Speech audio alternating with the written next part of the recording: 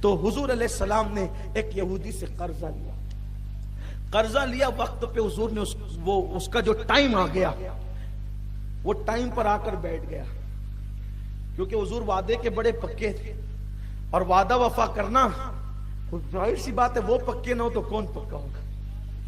انہوں نے بتایا وعدہ وفا کرنا۔ یہ اور بات ہے کہ آج وعدہ خلافی کرنے میں ہم کوئی عیب نہیں سمجھتے، بہت وعدہ خلافی کرتے، اللہ ہم سب کے حال پہ رحم فرمائے۔ تو وہ وقت پہ آ کے بیٹھ گیا، حضور سے کہا کہ آپ نے قرضہ لیا ہے نا، دھیان سے سنو، بہت پیاری سی حضور کی زندگی کا حصہ ہے۔ آپ نے قرضہ لیا، کہاں لیا؟ وہ کہا کہ مجھے دیں آپ۔ سرکار نے کہا دیکھو میں نے یہ ٹائم تم کو دیا تھا، لیکن اس میں مہلت بڑھا دو، تھوڑا ٹائم بڑھا دو، میرے پاس آج فی الحال بظاہر دینے کے لیے نہیں ہے۔ اس نے کیا کہا پتہ ہے، آپ نہیں دیں گے تو میں یہیں بیٹھوں گا، میں یہاں سے نہیں جاؤں گا۔ آپ نہیں دیں گے میں یہیں بیٹھوں گا، یہاں سے نہیں جاؤں گا۔ حضور نے کہا تو کہا ٹھیک ہے چلو بیٹھو، اللہ تعالیٰ انتظام کر دے گا، اگر دے دے گا کہیں سے کچھ آ گیا تو تمہیں دے دیں گے۔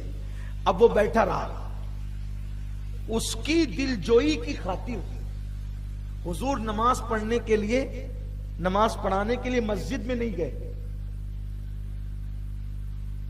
ایک یہودی کی دل جوئی کی خاطر، کیونکہ اس سے وعدہ کیا تھا، حضور نماز پڑھانے کے لیے مسجد میں نہیں گئے۔ جہاں اس نے کہا تھا نا کہ میں یہیں بیٹھوں گا آپ کے ساتھ، حضور نے ظہر کی نماز وہیں ادا کی، عصر بھی وہیں ادا کی، مغرب بھی وہیں ادا کی، ایک یہودی کی دلجوئی کے لیے، کیونکہ یہ نہ سمجھے کہ دامن چھڑا کر کے معاذ اللہ جا رہے ہیں۔ اللہ اکبر۔ صحابہ نے دیکھا کہ یہ تنگ کر رہا ہے تو صحابہ نے اس کو دھمکانا شروع کیا، حضور کو تنگ مت کر، حضور سب کو دیتے تجھے بھی دے دیں گے، چل بھاگ یہاں سے۔ جو بھی صحابہ نے کہا ہوگا ان کا اپنا انداز ہے۔ حضور نے محسوس کیا کہ ادھر آؤ، اس کو کیوں ستا رہے ہو، اس کو کیوں ڈانٹ رہے ہو؟ کہ یا رسول اللہ وہ آپ کو تنگ کر رہا ہے، 3 نمازیں اس نے آپ کو پڑھنے نہیں دی مسجد کے اندر، اس کی وجہ سے آپ نے نمازیں یہاں ادا کی ہے، آپ منع تو نہیں کر رہے، دینے کے لیے فرما رہے۔ حضور علیہ السلام نے فرمایا کہ تم اس کو دھمکاؤ نہیں، تقاضا انصاف کا یہ ہے کہ اس سے کہتے کہ ذرا نرمی سے بات کر، اور مجھے کہتے کہ یا رسول اللہ کہتا ہے تو دے دیجئے۔ اس یہودی نے یہ سن کر کے کہا مجھے کلمہ پڑھا کر اسلام میں داخل کریں۔ حضور نے کلمہ پڑھایا، پھر اس نے کہا میں بہت مالدار ہوں، آپ جانتے ہیں یا رسول اللہ، میرا آدھا مال میں اسلام کے لیے وقف کرتا ہوں۔ صحابہ نے کہا رہے قرضہ مانگنے کے لیے بیٹھا تھا اور اب آدھا مال حضور کی بارگاہ میں حضور کے قدموں کے لیے وقف کر رہا ہے۔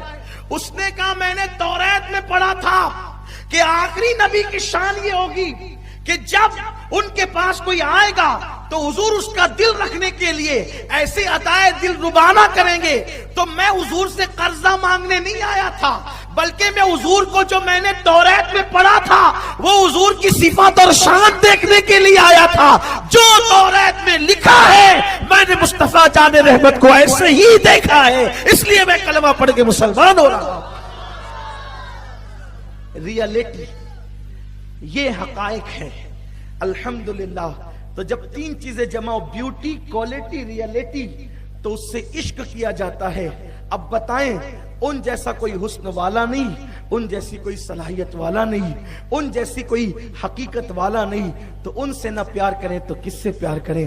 آئیں سب مل کر یہ تجدید وفا کریں۔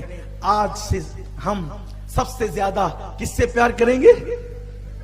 بولے نا، دل میں پیار کیسے پیدا ہوگا؟ ایک بات کہتا ہوں، ایک بات، ماہ نور کے دن چل رہے ہیں، کم سے کم 1000 بار روز درود پڑھو۔ 1000 بار نہیں پڑھ سکتے تو 500 بار پڑھو، 500 بار نہیں پڑھ سکتے ہو تو کم سے کم 313 بار پڑھو، لیکن درود ضرور پڑھو صلی اللہ علیہ وآلہ وسلم۔ یہ مختصر درود شریف ہے، یہ آپ 313 بار پڑھیں گے تو صرف 6 منٹ لگیں گے انشاءاللہ، اور درود کی تعداد پوری ہو جائے گی۔